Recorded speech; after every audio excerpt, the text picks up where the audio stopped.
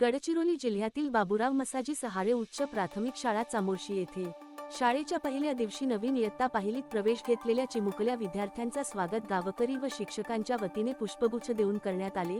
यावेळी विद्यार्थ्यांना शालेय साहित्याचे वाटप करून विद्यार्थ्यांचे तोंड गोड करून त्यांना प्रोत्साहन देण्यात आले। यावेळी शाळेच्या मुख्याध्यापिका रामटेके मॅडम, शाळा व्यवस्थापन उपाध्यक्ष पुंजारामजी वसेकर, शाळा व्यवस्थापन समिती सदस्य राजेश्वर धुडरे साहेब, चेताली बारसागडे, माधुरीताई वासेकर, हेमंत बारसागडे, शालिनी मोहुर्ले, प्रीती मांडवगडे तसेच Khandale madam, Khewale madam, Dahelkar sir, Soratte sir, Padwal sir, Meshram sir, Parchake sir असे सर्व शिक्षक वृंद उपस्थित होते।